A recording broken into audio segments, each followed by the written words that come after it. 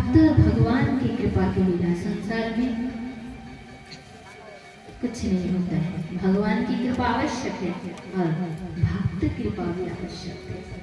साधु गुरु की कृपा से ही जी अनायास भगवान के चरणों को प्राप्त करते हैं। श्री भक्तमाल में बहुत सुंदर सुंदर भक्त की कथा आते हैं, चरित्र आते हैं। एक बार क्या हुआ, बड़े सुंदर एक कथा है। एक चोर चोरी करता था, प्रत्येक दिन चोरी करता था। अब एक सेठ जी के घर एक दिन के लिए सत्संग हुआ। सेठ जी आयोजन कराए सत्संग, साधु महात्माएं सत्संग हो रहा है, कथा वक्ता ब्राह्मण थे, भागवत कथा कह रहे हैं, ठीक है। अब कथा हो रही है, लोग जो है सब कथा में डूबे हुए थे, कथा में डूबे। चारों ओर पूरा सुनसान है, रात के समय है।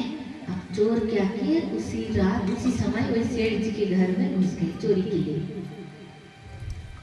अब चोरी के लिए जिसे अब तो जोर जोर से हल्ला करेंगे, जोर से चलते जाएंगे तो सबको पता चल जाएगा।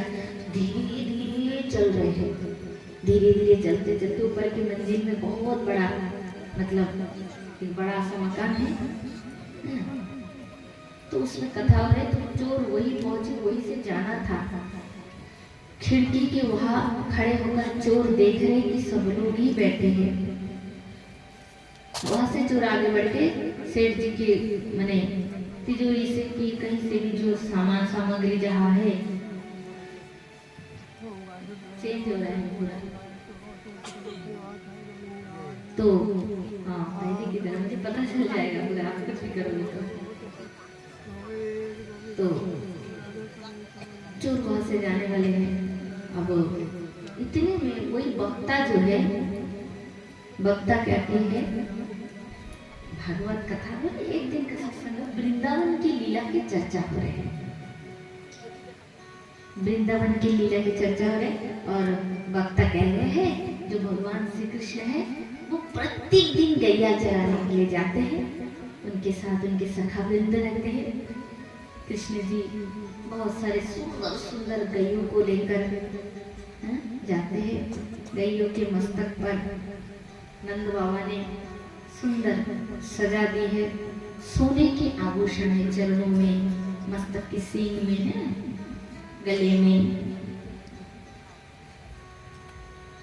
अब वक्ता कह रहे हैं कि इतना ही नहीं, जो नंद महाराज के जो पुत्र है कृष्ण, उसके अंग के आभूषण तो सब मणि माणिक्य से भरा हुआ है।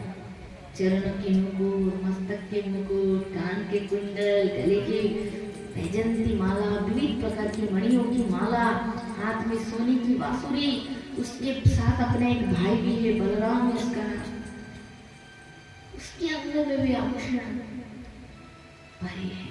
और वो दोनों भाई अपने सखा को लेकर प्रत्येक दिन गैया चराने जाते हैं।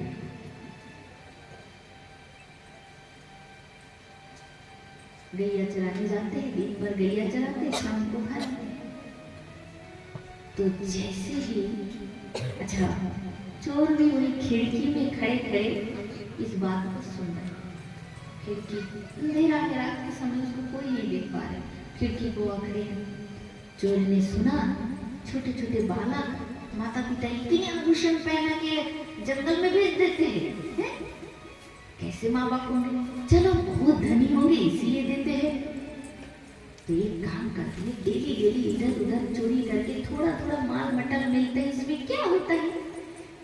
ये पंडित जी जब रात को घर जाएंगे ना, इसको आधे रास्ते में पकड़ लेंगे और चाकू छुरी दिखा के डरा के पूछेंगे ये जो दोनों भाई गैया चराने के लिए जाते जो है कौन से वन में जाते हैं। बस उसी का यदि पता ठिकाना मिल जाए तो वही जाएंगे और दोनों भाई को बढ़िया डरा के धमका के दोनों के आभूषण ले लेंगे। अरे दोनों के लिए एक के भी ले लेंगे तो भी मेरा क्या, मेरी पीढ़ी पीढ़ी खाते जाएंगे ना तो भी खत्म नहीं होंगे। डेली डेली थोड़ा कुछ ही है, चना की तरह इधर डाकू डाकू डकैती करो, चोरी करो, इससे क्या होता है? इससे बड़ा जगह एकदम अगर बड़ा जगह कर लेंगे तो फिर और कभी करना नहीं पड़ेगा, बस आराम से खाएंगे निश्चित होकर। यही विचार करके वो चोर उस सेठ जी के घर में चोरी नहीं की। बस वो क्या किए, इंतजार करने लगे उसी वक्त की जब ये पंडित कथा कह के सेठ के घर भोजन आदि करके दक्षिणा लेकर जब जाएंगे तो पहले जमाने की चल चल के जाते थे लोग, गाड़ी घोड़ा की व्यवस्था नहीं था। आधी रात में बस पकड़ना है, जैसे निर्जन स्थान होगा ना ऐसे जगह देख के पकड़ेंगे, और रात के समय होंगे चक्कू छुरी दिखाएंगे, डर के मारे पता तो बता ही देंगे। चोर बहुत पसंद है, चोर बहुत पसंद है। अब बहुत रात हो गए, जिस जगह से पंडित जी अपने घर जाएंगे उसी रास्ते में जाकर वो खड़े हो गए। अब खड़े होने के बाद इधर पंडित भी बढ़िया कथा किए, प्रसाद पाए, दक्षिणा आदि जो दान किए लेकर मिले हैं, लेकर बढ़िया आनंद से घर जा रहे।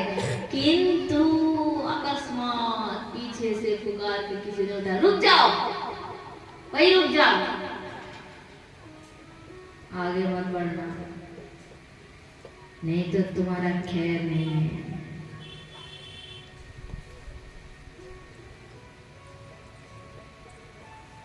पंडित एकदम भयभीत हो गए। क्या हुआ, क्या हुआ, अकस्मात भयभीत हुए, कौन है? धीरे धीरे आया डाकू और आकर बस बढ़िया लंबा सा चाकू जो है छुरी निकाले और ऐसे ऐसे उसको साफ करने लगे। देखा, नहीं डरने की जरूरत नहीं, हम आपको मारेंगे नहीं, तो दिखा रहे हैं, समझ गए कि हम कौन है। तो पंडित तो सोच रहे हो वो समझ रहे, ये राजा के घर से आज थोड़ा मिला है ना, ये शायद मेरे घर जा नहीं पाएगा, यही हो जाएगा, यही लुट जाएगा। पंडित जी वही सोच रहे हैं। अब ऐसा हो गया कि चोर कहने लगे, पंडित जी बिल्कुल भयभीत होने की आवश्यकता नहीं है। बोले आपसे प्यार से बात पूछना चाहते हैं। पंडित ने बोले क्या बात पूछेंगे, पता नहीं चोर है, डकैत है। फिर भी हिम्मत लगा कर बोले हाँ पूछो, बोलो क्या बोलना चाहते हो, जल्दी बोलो, बहुत रात हो रहे, घर भी जाना है। बोले पंडित जी आप बहुत भयभीत हो रहे हैं, आपसे मुझे कुछ नहीं लेना, ये जो 2-4 पैसे जो है मामूली वस्तु, इससे मेरा क्या होगा, सब नहीं लेना, आप आराम से घर जाना, पहले मेरे प्रश्न का थोड़ा सही सही जवाब देके जाना। क्या प्रश्न? तो चोर कहते हैं पंडित जी महाराज मुझे ये बताइए, जो कथा में आप कह रहे थे ना किसी राजा के पुत्र आते हैं वन में गाय चराने के लिए, मेरे मन में तो पहले ही संशय हो गया कि ये गाय चराने जंगल में भेजते क्यों है, इतना धन, इतना है, पैसा है, सब कुछ है, और ठीक है अगर उनके पुत्र को गाय चराने की बहुत शौक है तो इतने गहने आभूषण पहना के क्यों भेजते? अरे मैं भी बहुत भोला आदमी हूँ, अरे हम जैसे डकैत, हम जैसे डाकू के लिए तो भेजते हैं, हम जैसे डाकू के लिए भेजते हैं। अगर ऐसा सजा धजा के नहीं भेजेंगे तो फिर हम डकैती करेंगे कैसे, हमारा पेट कैसे चलेगा? भगवान का हिसाब बहुत बढ़िया है।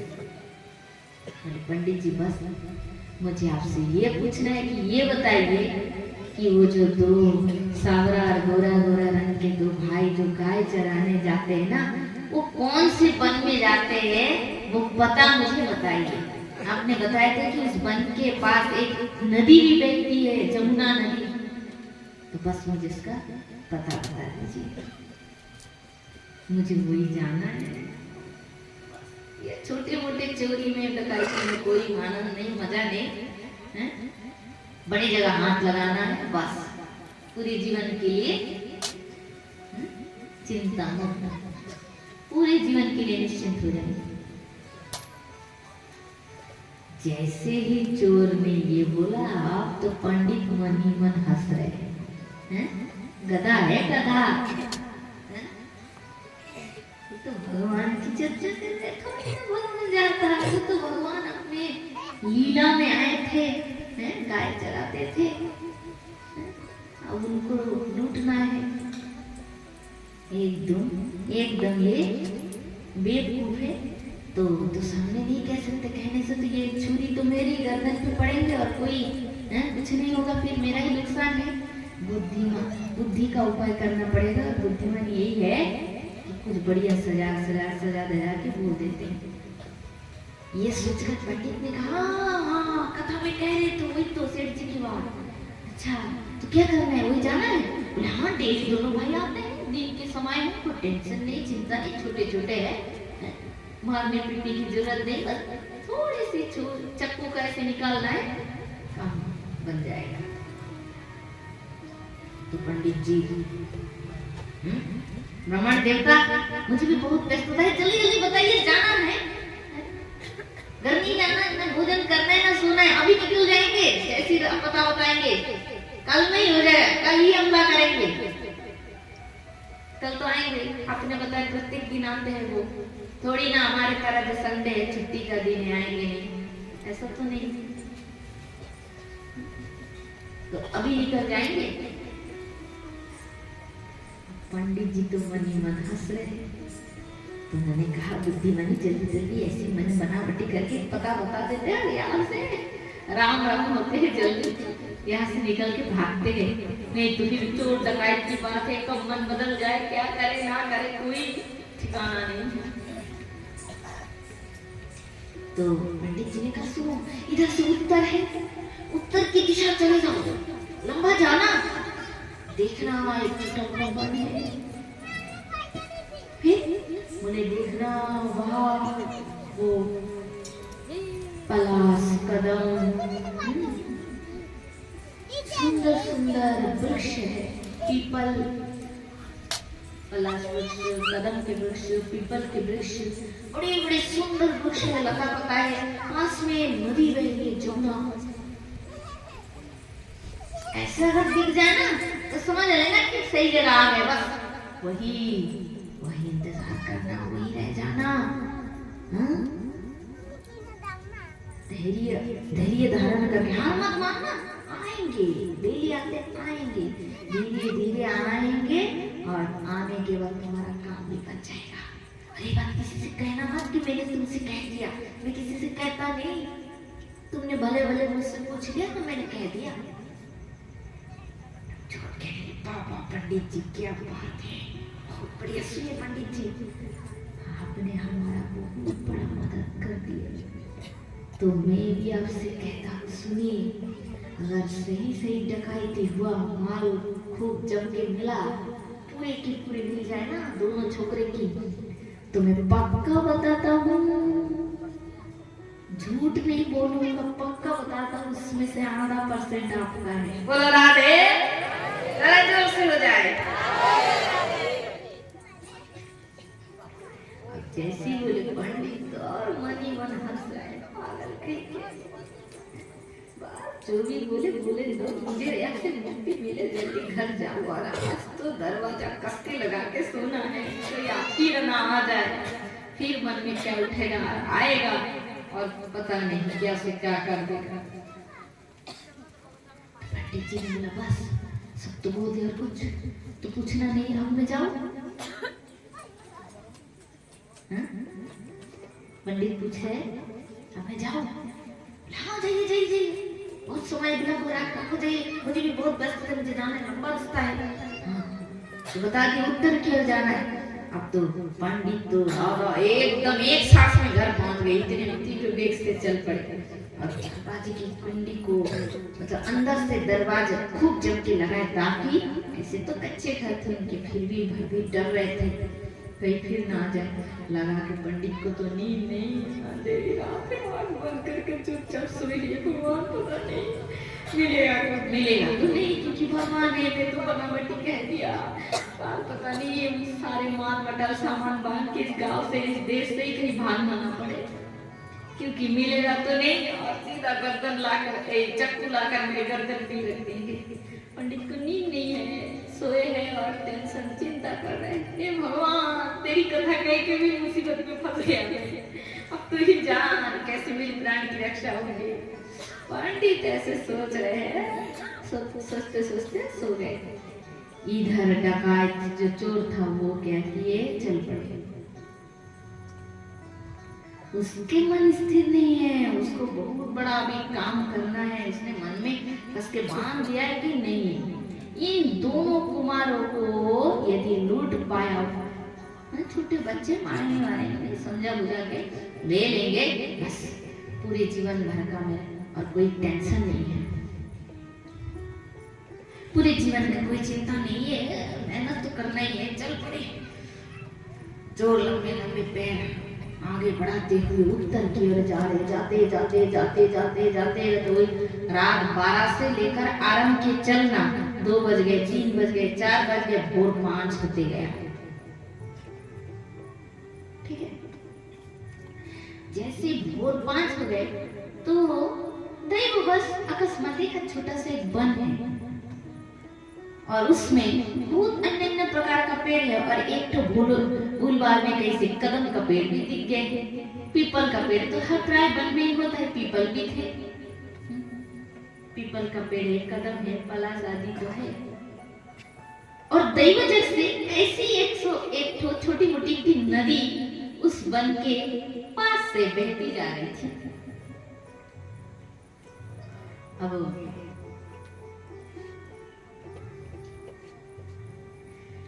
जैसे ही उसने वन और नदी को देखा, वन को और नदी को देखकर समझ गया, क्या समझ गया? वन और नदी को देख गया, घूम रहा है, अरे ये तो नदी है, अरे वाह कितना सुंदर बात, देखो डाली टेढ़े मेढ़े डाली है, ठीक ठीक।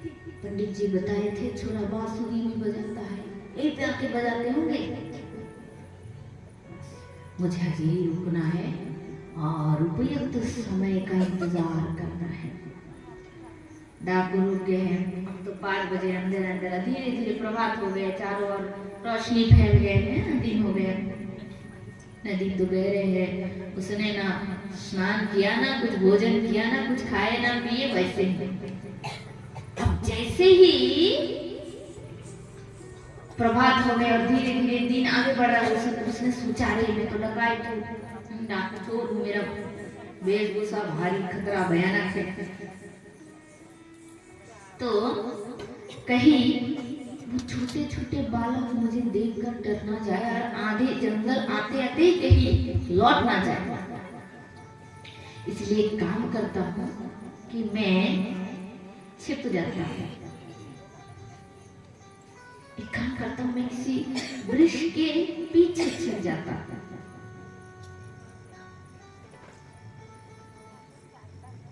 छिप गए वृक्ष के पीछे, फिर कहते नहीं नहीं, वृक्ष के पीछे छिप जाने से पता नहीं चल पा रहा है कि आ रहे कि नहीं। काम करते वृक्ष के ऊपर चले जाते हैं, वृक्ष के ऊपर डाली में बैठ के देखते कि कितने दूर आया कि नहीं।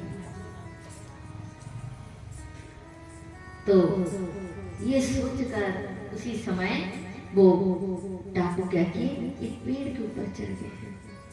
एक बार ऊपर चढ़ते, एक बार नीचे आते, एक बार ऊपर चढ़ते, कहीं वन के बाहर निकल जाते, सच में क्या आ रहे हैं कि नहीं,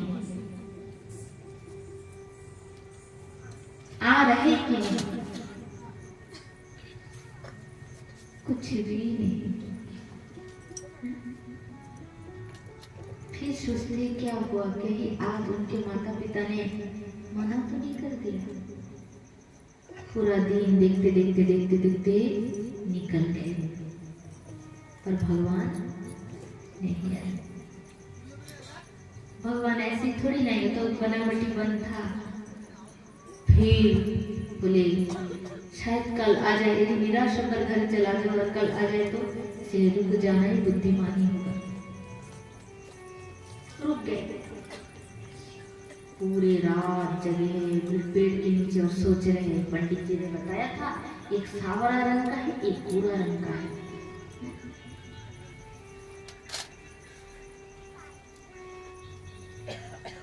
एक सावरा है, एक गोरा है, एक के हाथ में बांसुरी है और एक के हाथ में लकुटी है। ठीक ठीक ठीक, पूरा याद रखना है। एक पीले रंग के कपड़े पहनते हैं, एक नीले रंग के कपड़े पहनते हैं। पूरा आभूषण से सुसज्जित, वही बार बार सोचे आएंगे। अब तो पूरा समझ गए हैं आएंगे, और जैसे आएंगे तो दोनों को पकड़ना है। छोटे बच्चे होंगे तो मारना नहीं, डराना नहीं, प्यार से ले लेना है। और आ रहे होंगे, शायद आएंगे, बांसुरी की धुन तो पहले ही कान में आ जाएगा। कितने भी दूर हो जाए उसी अनुसार तैयार हो जाएंगे। कहाँ बैठना है, कौन से डाल पे बैठना है, कैसे क्या करना है, पूरा मतलब उसी की चिंता में वो डूबे हैं। इस प्रकार करते करते महाराज 2 दिन बीत गए। जब तीसरा दिन हुआ, अभी भी उल्टा उसी वन में पड़े। आप भगवान को भी सहन नहीं हुआ। उसकी विश्वास और उसकी तीव्र व्याकुलता से भगवान श्री कृष्ण मजबूर हो गए, उसकी भक्ति से आने के लिए विवश हो गए हैं। और उसकी सरल मन की विश्वास देखकर भगवान तत्काल प्रकट हो गए। किंतु कहाँ प्रकट हुए? कहा उस वन में नहीं, बहुत दूर से बांसुरी की धुन भगवान ने छोड़ दिया है। जैसे बांसुरी, अब 3 दिन सोए नहीं थे, दांत सोया भी नहीं था, ऐसे ऐसे झपकी ले रहे थे। बांसुरी सुना, अरे अरे वही तो खाने आ रहा है। सच में कुछ हुआ। छोटे बच्चे 2 दिन आ नहीं पाए, पर आना तो है, डेली का आना, जाएगा कहाँ, आ रहे हैं, क्या करूं? नहीं, जंगल के बाहर नहीं जाएंगे। एक बार यदि भूल में मुझे देख लिया ना, ये सारे के सारे भाग जाएंगे, चले जाएंगे, डर के चले जाएंगे। तो क्या करे? बोले छिप जाए। वन के अंदर आ गए। अब आने के बाद वही बांसुरी की ध्वनि धीरे धीरे और नजदीक से सुनाई देने लगे। उल्लासे तो आ रहे हैं। पता नहीं दल में कितने लोग होंगे। चले क्या करते, ऊंची पेड़ में खड़े होकर देखते हैं। एक पेड़ पे चले बहुत ऊपर, परंतु डाकू क्या देख रहे? खड़ी प्रकाश, अनंत ज्योति। डाकू कह रहे ये क्या लग रहा है, करोड़ों सूर्य धरती पर उतर क्या रहे हैं, ये क्या? फिर उतर गए, जल्दी से पेड़ के नीचे आ गए और एक वृक्ष के नीचे छिप कर खड़े। अब तो भगवान भी भक्त कैसे कहते ना, दृश्य भाव दृश्य लाभ। जैसे भक्त की भावना, भगवान भी उसी व्रत में आ जाते हैं। भगवान ऐसी बांसुरी और सुंदर त्रिभंग अति सुंदर दिव्य माधुर्य, भगवान के अंग में दिव्य छटा प्रकाश और उनके प्रिय अति मधुर गौर वर्ण स्वरूप श्री बलराम भाई संग समस्त सखा वृंद और कुछ गाय बछड़े प्रभु के आगे आगे चल रहे, जो कि जिनकी सुंदरता बड़ी ही मनमोहक है। कितने सुंदर गाय बछड़े, बहुत सुंदर स्वच्छ प्रकाश, अंगन में आभूषण से सज्जित है।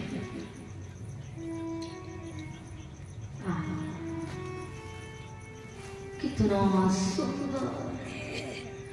उस छवि को जब प्रथम वृक्ष के आड़ से चोर ने देखा, देखते ही चोर अचेत होकर धरती पर धड़ाम के गिर पड़े।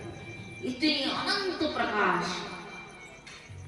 चोर जो है, डाकू जो है, उस तेज को सहन नहीं कर पाए। किंतु भगवान अभी भी खड़े हैं उसी जगह। भगवान खड़े हैं। कुछ समय बाद डाकू को फिर चेतना आ गई। चेतना आने के बाद अब खड़े हो गए, ऐसे लाठी, ऐसे लंबा लाठी ना, लाठी को ऐसे मिले कैसे खड़े, और देखते बड़े देखने में मनोहर हो तुम दोनों भाई। क्या प्रत्येक दिन तुम्हारे माता पिता ऐसे ही तुम्हें सजा धजा कर वन में भेज देते हैं गाय चराने?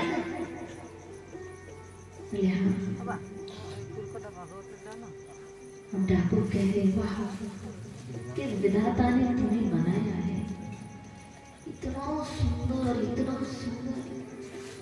देखना तो दूर की बात, मैंने कभी कल्पना भी नहीं किया कि इतना भी सुंदर दुनिया में होता है।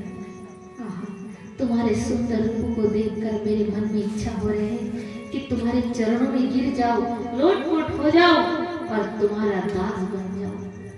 किंतु तुम्हें डकायत हो, एक योजना बनाकर मैं आया। डकायत के आंखों से आंसू बह रहे, एकदम विचल। कृष्ण रूप दर्शन करके तत्क्षणात उसके जन्म जन्म की पाप बंधन सब कट बट के नष्ट हो गया। उसके हृदय में भक्ति की स्रोत बह रहे, स्रोत धारा है, और नेत्र से विचल अश्रु बह रहे। डकायत कह रहा है कि भैया मन हो रहा है कि तुम्हारे चरणों में लोटपोट हो जाए, किंतु हम एक लक्ष्य लेकर आए थे।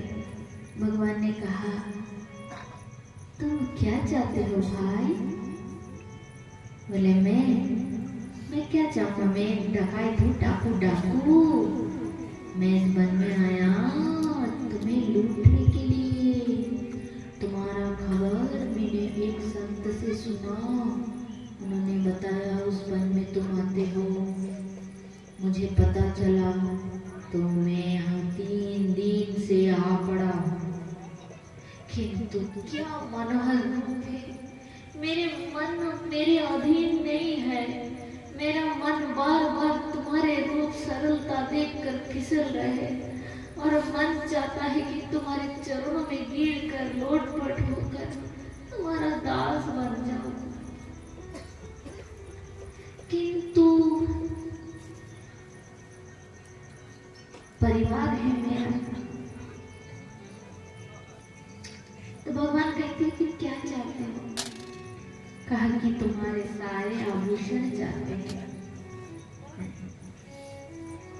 कितने महंगे आभूषण हैं तुम्हारे आंगन में, पर मुझे ये सोच के भी बहुत दुख हो रहा है कि तुम कितने सुंदर हो। तुम्हारे इन आभूषणों को यदि मैं ले जाऊंगा तो कल से तुम क्या पहनोगे, क्या पहनोगे? मुझे चिंता हो रही, दुख हो रहे हैं। कितना सुंदर हो तुम। तो प्रभु कहते हैं चिंता की आवश्यकता नहीं, मेरी मैया के पास ऐसा आभूषण और बहुत सारे हैं। तुम ले जाओगे तो कल दूसरा पहन के आ जाएंगे, और कल का वाला भी चाहिए होगा तो दे देंगे। नहीं नहीं नहीं नहीं नहीं नहीं, कल का वाला नहीं चाहिए, आज का ही ठीक है। किंतु फिर मन कह रहा है कि नहीं, मन बहुत दुखी हो रहा है। ये क्या ठीक है? कितना सुंदर मनोहर तुम। मैं तो ये कहता हूँ कि दुनिया में सबसे नित्य का फल यही है, जीवन का फल यही है कि तुम्हें नैन भर के इस रूप का तुम्हारा दर्शन करते रहे, देखते रहे, देखते खो जाए, सब भूल जाए। यही सबसे उत्तम है, इससे बढ़कर कुछ भी नहीं। तो कृष्ण भगवान ये सुन के मुस्कुरा रहे, बलराम जी की ओर देखकर। तो क्या कहते हो? तो डकायत कहते, डाकू कहते, फिर मैं ये सोच रहा हूँ कि कि तुमसे सिर्फ ले लेंगे, फिर तो तुम नाराज हो जाओगे ना और कल से आना ही बंद कर दोगे, मुझसे बात भी नहीं करोगे, तो मुझे बहुत दुख होगा। तो भगवान कहते नहीं कोई बात नहीं, हमारे घर में ऐसे आभूषण बहुत सारे हैं भैया, तुम आज का लेना है तो ले लो, और कल फिर आएंगे यही मिलेंगे, और कल का भी चाहिए होगा तो कल का भी दे देंगे। तो डाकू चोर कहते हैं कि कल का नहीं चाहिए, बस एक ही इच्छा है। क्या? बोले ऐसे डेली आओगे ना डेली, तो बस तुम्हें थोड़ा देखेंगे, जी भर के देखेंगे और कुछ भी नहीं चाहिए। बोले ठीक है, पक्का आएंगे, तुम जब बता रहे हो तो आएंगे, और ऐसे एकांत में आएंगे। हाँ, हम भी गैया चराएंगे और तुम भी हमसे मिल लेना, हम भी तुम्हें देख लेंगे, तुम भी हमारे दर्शन कर लेना। बहुत अच्छी बात है, तुमने हमारे मन की इच्छा तुम पूर्ण करोगे तो मुझे बहुत खुशी होगी, आनंद मिलेगा। तो समय बहुत विलम्ब हो रहा है, 3 दिन हुआ आया हो, घर वाले क्या सोच रहे होंगे, तो क्या करोगे फिर, देखो तुम्हारी इच्छा है। तो ठाकुर जी कहते नहीं 3 दिन हो गए आए हो, आभूषण हमारे ये सब लूटने के लिए ना, ऐसे थोड़ी ना ऐसे चाहोगे लो। तो भगवान ने कहा तुम्हारा जो गमछा है ना, गमछा वस्त्र, उसको ऐसे नीचे रखो, बढ़िया फैला के रखो। तो डकात क्या किसके मस्तक पे बना हुआ था दुपट्टा जैसा है, उसको खोल के बिछा दिया। ठीक, ठाकुर जी धीरे धीरे क्या किए, पहले मस्तक के मुकुट को खोल दिए। मणि माणिक्य का मुकुट है, साधारण मुकुट नहीं है, दिव्य मुकुट है। मुकुट को खोलकर वस्त्र के ऊपर रख दिया। फिर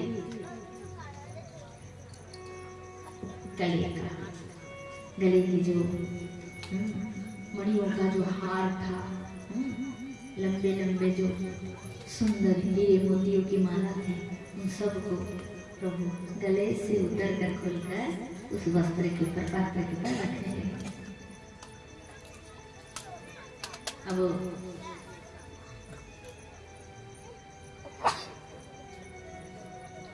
गले का चरणों की नुपुर, हाथ की कंगन, यहाँ की बाजूबंद, कमर की करधनी सब दे दिए, कुछ भी नहीं रखे, और पूरा एकदम बांध दिए। तो भैया लो, ठीक है, तुम्हारे मन में इच्छा थी ना कि हमारे सारे आभूषणों को तुम ले लोगे, पर तुम बहुत अच्छा डाकू हो भैया, ना हमको डराए ना धमकाए हैं, न कुछ किए है, बस ऐसे ही प्रेम से मांगा तो मन खुश हो गए, हम भी प्रेम से दे दिए।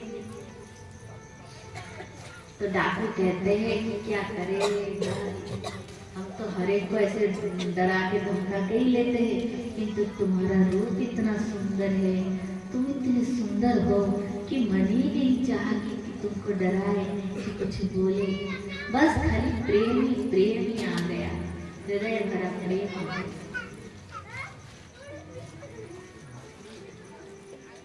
वो क्या किए,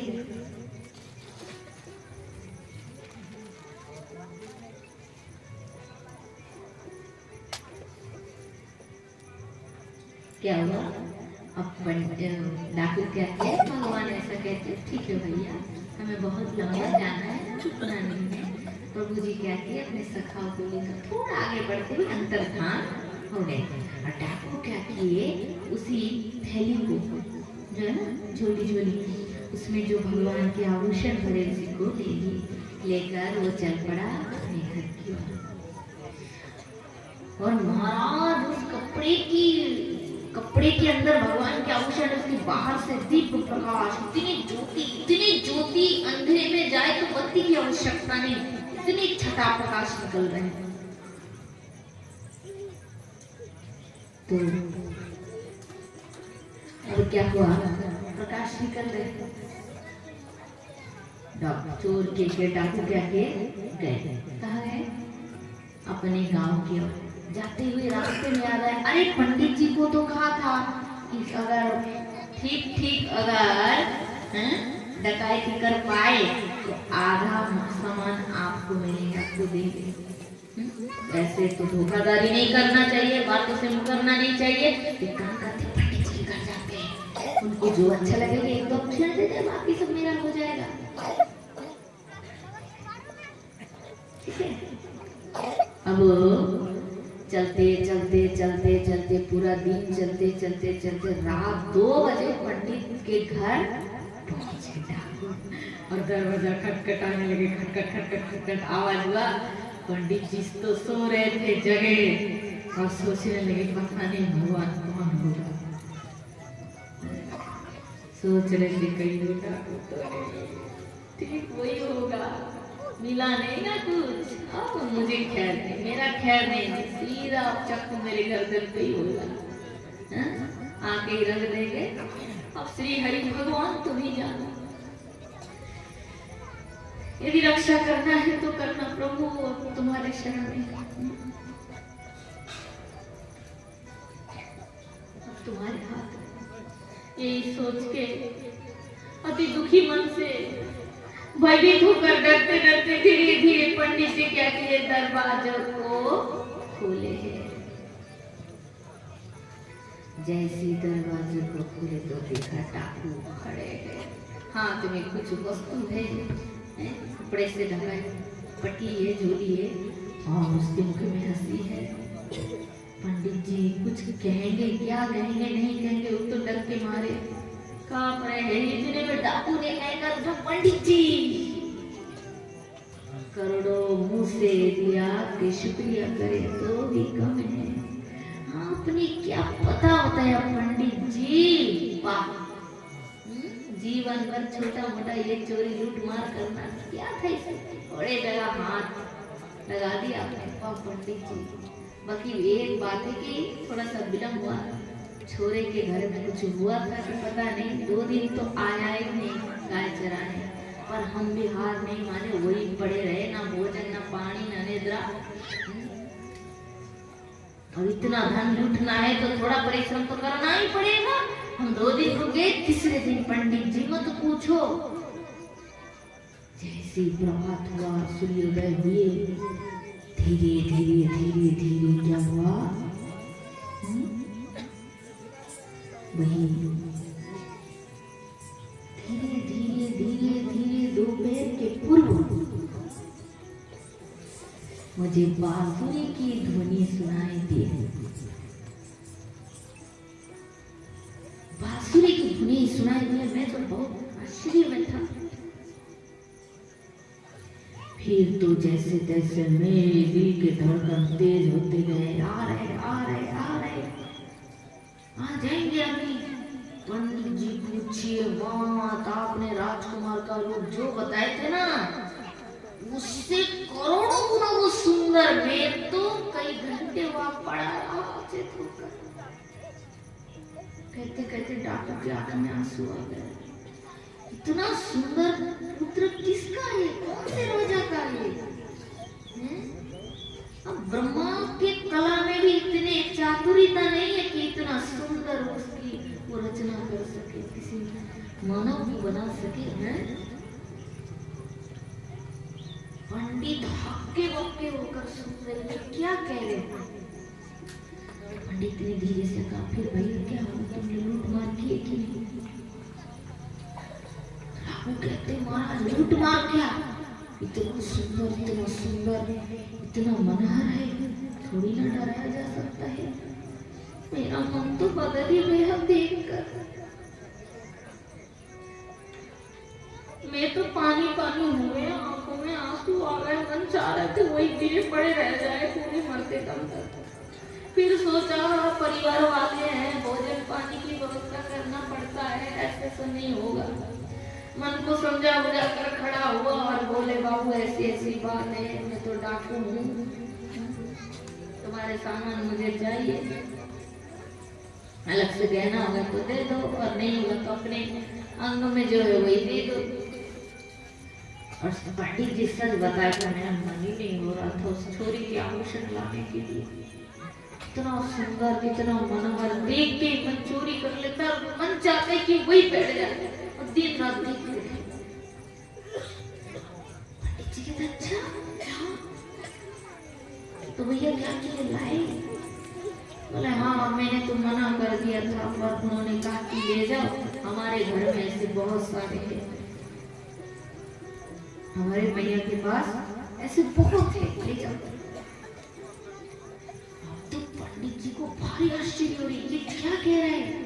चलो भगवान के आभूषण होंगे ना तो देखने से तो पता ही चलेगा क्योंकि मैं भागवत ग्रंथ आदि में पढ़ा, भगवान के आभूषण साधारण नहीं होते। पंडित जी ने कहा भैया फिर क्या लाए हो क्या? कह रहे थे कि दे दिए तो क्या लाए हो? हाँ ये तो खाते थे। पंडित जी ने कहा भैया दिखा, मुझे थोड़ा देखना ही है। अब तो वो जो पट्टा है कपड़ा उसमें गांठ लगा के उसने खोला, जैसे ही गांठ को खोले, 2 गांठ 3 गांठ लगा के ना अच्छे से संभाल के लाए, लंबा रखता था, जैसे गांठ खुले अंधेरी मतलब कुटिया थी, पंडित जी का इतना प्रकाश छा गए, करोड़ों मणियों की प्रकाश उस कुटिया में चारों ओर छा गए।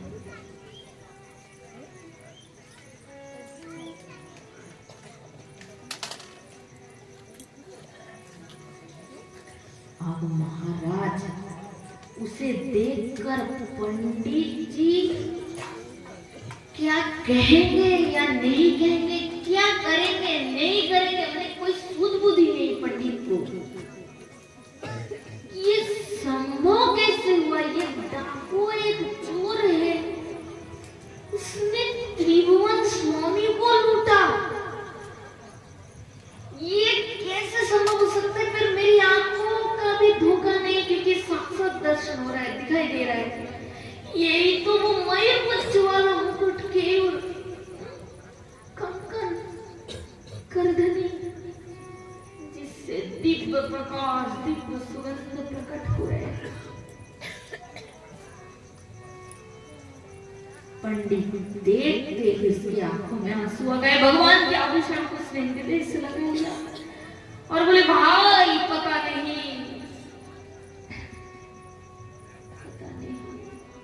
कि तू पूर्व जन्म में कौन सी तप कर लिया था, कौन सी साधना कर लिया था जो थोड़ी सी सत्संग से तेरा मन बदल गया। कोटि कोटि जन्म के साधना से भी भगवान का दर्शन नहीं मिलता है।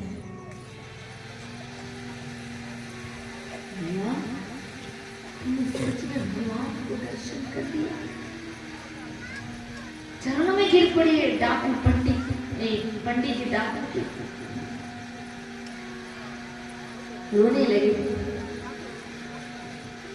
मैं आभूषण, पंडित कह रहे मैं आभूषण देख के मेरी अवस्था है, तो कितना बड़ा भाग्यवान है, तुझे तो साक्षात भगवान का दर्शन हो गया, कितना भाग्यवान है। अब पंडित ने कहा, पंडित जी से डाकू कह रहे पंडित जी ये सब सोचने विचारने की आवश्यकता नहीं। क्यों? बोले आपने, मैंने बताया था ना आपको कि आधा माल आपका और आधा मेरा, तो यहाँ से आधा आप रख लीजिए और आधा मैं ले जाऊंगा, घर ले जाऊंगा। तो पंडित कह रहे अरे पागल तू अब भी नहीं समझा? बोले क्या? अरे जिस सत्संग में जिसकी कथा कह रहे थे वो कोई साधारण राजा का कोई साधारण पुत्र नहीं है, साक्षात भगवान है, भगवान विश्व ब्रह्मांड की मालिक है वो उसका वृंदावन, एक दिव्य वृंदावन है, वहाँ जमुना है, वहाँ भगवान अपने सखाओं के साथ यह चराने आते हैं। पता नहीं तू कौन से वन में गया, कौन सी नदी देखा, और ये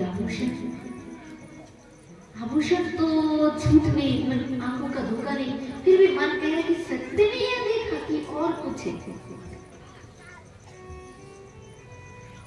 तो पंडित जी ने कहा भैया मुझे तेरा आधा सामान नहीं चाहिए, मैं तुझसे इतना बिक्री करता हूँ कि कल चल तू ऐसे पुकारना, ऐसे याद करना और मुझे भी एक बार उनका दर्शन करा दे। डाकू ने कहा हाँ, कोई बात नहीं, तो मामूली बात है। मैंने उनसे कहकर आया, मैंने कहा कि डेली आते हो? उन्होंने कहा हाँ। तो मैंने बोला कि हम भी आएंगे, तुमसे मिलेंगे, देखेंगे तुमको। बस पंडित जी ने कहा अच्छा हाँ आएंगे, डेली आते हुए, हम जाओगे? मैं समझाऊंगा। हाँ सामान क्या करे? बोले चलो ले जाते हो, ले जाते हो। अब तो पंडित जी को देकर चल पड़े डाकू वही वन में जा दर्शन मिले थे।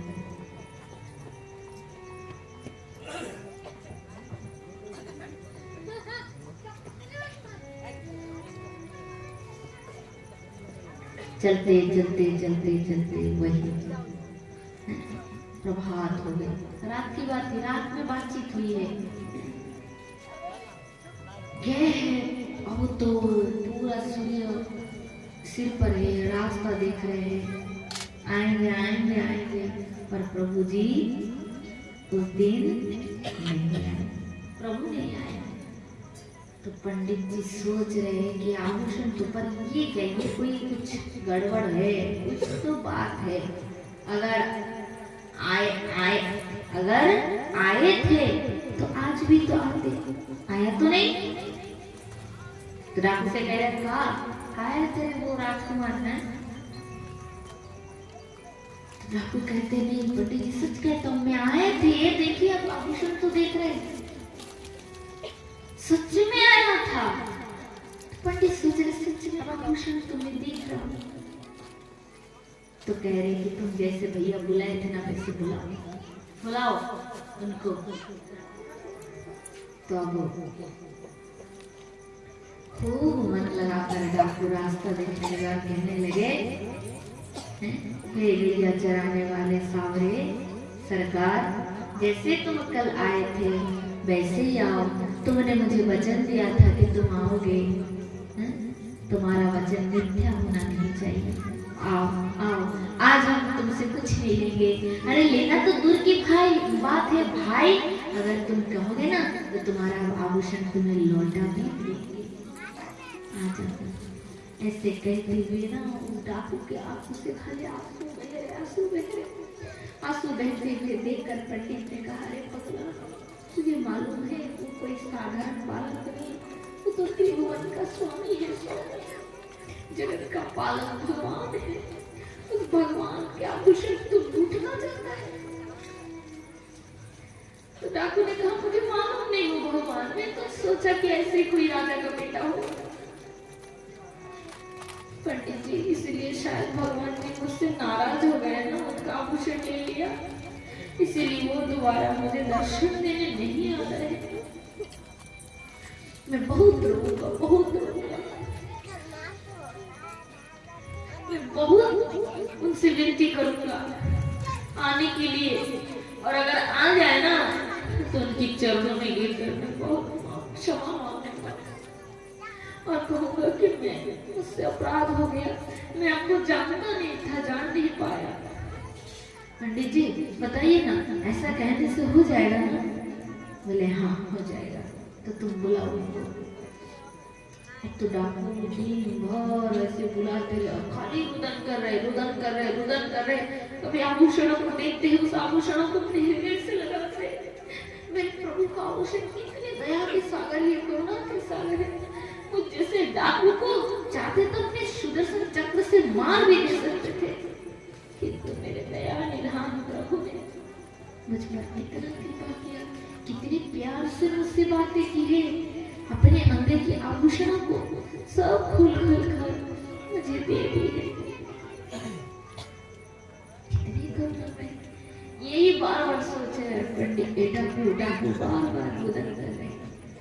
इस प्रकार रुदन करते करते वो रात पूरा बीत गई है, प्रभात हो गया। डाकू पागल सा हो गया, अभी तो क्यों नहीं आते। डाकू कहते अगर आज तुम नहीं आए तो मैं इसी जंगल में से वन में अपना प्राण त्याग कर दूंगा। जैसे डाकू का भाव इतना उच्च स्तर पर पहुंच गया, तब भगवान रह नहीं पाए, फिर वही मनहार ब्रज की ग्वाला गोप वेश वेणुकर नव किशोर नटवर स्वरूप में सुंदर हाथ में, एक हाथ में बंसी और एक हाथ खाली छोड़े हैं। बगल में दाऊ जी और सखा वृंद गैयों के संग प्रभु वन में साक्षात प्रकट हो गए। बोलो वृंदावन बिहारी लाल की जय। जय जय श्री राधे।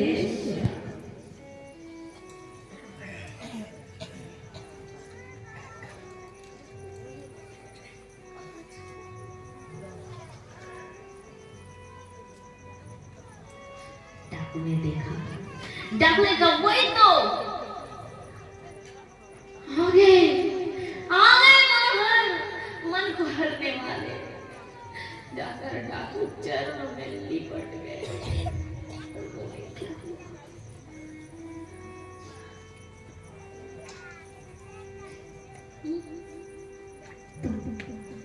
मुझसे नाराज हो, नाराज हो, मैंने तुम्हारे आभूषण ले लिया इसलिए नाराज होकर नहीं आ रहे थे ना। अरे भैया तुम्हारा आभूषण नहीं लेना है, बल्कि और जो दिए ना उसको लौटाना है। बस एक ही इच्छा है, इस मनोहर रूप में मुझे बार बार दर्शन देते रहना। मुझे घर नहीं चाहिए, द्वार नहीं चाहिए, संसार नहीं चाहिए, परिवार की चिंता भी नहीं, जैसे जो जैसे जीने देंगे, मुझे कुछ भी नहीं चाहिए। बस मुझे अपने चरणों का दास बना लो। तुम्हारे रूपों में, तुम्हारे नयन की जो ताक में, तुम्हारे नयन में, तुम्हारी जो दृष्टि में ऐसी कौन सी शक्ति है, मोहिनी शक्ति, इसे देखते मात्र मेरे दहाड़ से, मेरी एक आवाज से पूरे गांव के लोग डर के थराते, थर-थर कांपते। मेरे अंदर के सारे क्रोध रूपी आदि मल नष्ट हो गए। मेरे हृदय का सारा कपट दूर हो गया, नष्ट हो गया। हृदय शिशु की तरह पवित्र हो गया, कोमल हो गया। अब ये जीवन, ये हृदय, ये मन तुम्हारे चरणों में निछावर हो गए। तब मुझे स्वीकार करो। भगवान मधुर मधुर मुस्कुरा रहे हैं। भगवान को ये वाणी, उस डाकू के ये वाणी भगवान को अमृत की तरह लग रहे थे कि भक्त का ऐसी ही व्याकुलता, ऐसी ही चाह, प्यास भगवान के लिए। भगवान उसके बगैर और कुछ नहीं चाहते। भगवान क्या चाहते हैं? क्या दोगे भगवान को? हीरे मोतियों का हार, 56 भोग, बड़े सोने का मंदिर, महल। भगवान कहता है अरे तू जो कुछ मुझे दे रहा है वो सब मेरा ही है, तू मुझे क्या देगा? तेरे पास है क्या तू मुझे देगा? जो भी दे रहा है सब मेरा ही है। अगर तुमसे कुछ पाके मैं प्रसन्न हो सकता हूँ, तुम देना चाहते हो, दे सकते हो, तो वो है तुम्हारे हृदय का प्रेम, व्याकुलता भरा विशुद्ध प्रेम। उसी का मुझे बहुत चाह है और वही मैं चाहता हूँ। ठीक? और ये सब दे नहीं पाते, दे पाते मनुष्यना सहस्रसु कश्चित् जतत सिद्धे, श्रीमद् भगवद गीता। जततमापिं सिद्धानां कश्चित् मां व्यक्ति तत्त्वतो। करोड़ों करोड़ों मनुष्य में से एक मेरा भजन करता है। करोड़ों मनुष्य भजन करने वालों में से एक ज्ञानी होता है, और करोड़ों ज्ञानियों में से एक मुक्त होता है, और करोड़ों मुक्तों में से एक कृष्ण भक्त होता है। इसलिए दुनिया में सबसे दुर्लभ है कृष्ण भक्त होना। थोड़ा सा हम भक्ति कर दिए, थोड़ा सा नाम जप कर दिए, हम भक्त हो गए, कृष्ण का भक्त हो गए, भगवान का फ्रेंड हो गए। इतना मामूली चीज नहीं है भगवान का। ये तो केवल स्कूल में जैसे भर्ती होते हैं ना, तो भक्ति आध्यात्मिक पथ में भर्ती होना तो शुरू है, रास्ता बहुत लंबा है। खत्म कहाँ है, तुम्हारा विश्राम कहाँ है, ये तुम नहीं बताओगे, भगवान बताएगा।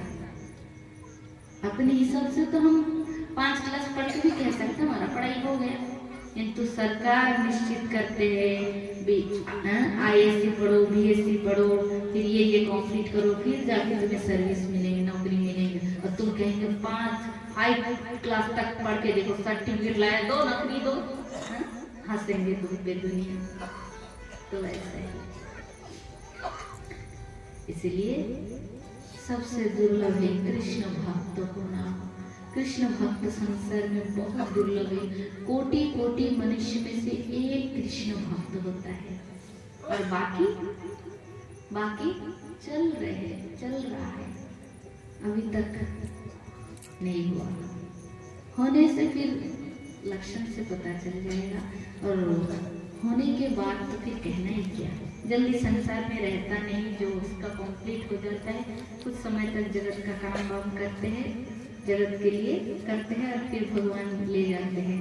भगवान को अच्छा नहीं लगता है ना, अपने प्रिय भक्त से ज्यादा दिन तक दूर रह नहीं पाते हैं, भगवान अपने पास लेकर आनंद करते हैं। और कई समय ऐसे भक्तों को भगवान अपने धाम से, लोग से भेज देते हैं, जाओ मत करो, दुनिया में जाओ, जीव कल्याण करो, शास्त्र कथा सुनाओ, सत्य कथा सुनाओ, जीव को सतमार्ग का अनुसरण कराओ, जाओ। धरती पर अधर्म बढ़ रहे, पाप बढ़ रहे, दुराचार, कदाचार, अनाचार बढ़ रहे, जाओ सतमार्ग में लाओ मानवों में। तो वो बहुत परिश्रम करते हैं दुनिया में आकर, और समाज में परिवर्तन लाकर, बहुत कष्ट करके मनुष्य को अच्छे पद दिखाकर फिर अपने भगवान के पास, अपने स्थान, अपने प्रभु के लोक में, अपनी जगह वो चले जाते हैं। तो ये सब बहुत गूढ़ रहस्य है, बहुत गूढ़ रहस्य। देखिए, एक माटी के ऊपर एक जेल है, एक जेल है, जेल के अंदर और जेल के बाहर लोग हैं, और उन दोनों में बहुत फर्क है। जेल के अंदर जो है वो कैदी है, मतलब कौन है कैदी, मतलब जो अपराधी कहाँ है, जेल के अंदर, और जेल के बाहर जेलारी है, जेल के बाहर जेलारी है, पुलिस है। तो एक ही जेल है, किंतु अंदर में रहने वाले लोग और बाहर में रहने वाले लोगों में आसमान और पाताल का फर्क है। एक ही माटी के ऊपर पापी पुरुष भी रहता है, और भगवान को प्राप्त होने वाला महापुरुष भी विचरण करते हैं, किंतु दोनों में आसमान और पाताल का फर्क है। एक बार बोलो जोर से राधे, जोर से हो जाए।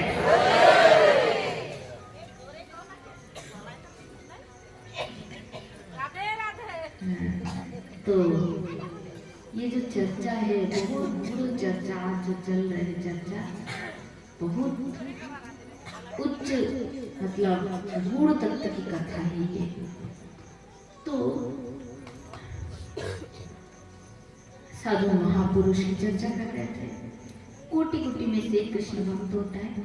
तो डाकू जो है वो भगवान के चरणों में गिरकर निवेदन कर रहे हैं। भगवान ने कहा, भैया क्या बात है, उठो, हम आपके लिए आज भी बहुत सारे आभूषण धारण करके आए, आप चाहे तो आज का भी ले लीजिए। तो डाकू ने कहा, नहीं प्रभु, बस मैंने आपको पहचाना नहीं था प्रथम। प्रभु, आज का लेना तो दूर की बात, कल जो लिए थे वो भी आपके चरणों में समर्पित है, और मुझे अपना दास बना लीजिए। उसकी इस प्रकार कह के रुदन करते हुए देखकर भगवान कृष्ण ने कहा, ठीक ऐसा ही तुम धन्य हो, भगवान को भगवान के सारे आभूषण वापस कर दे डाकू ने, और कहा, प्रभु बस एक ही मेरी प्रार्थना है कि जब भी मन चाहे, मन व्याकुल होकर उठे, तो इसी रूप में मुझे बार बार दर्शन दे।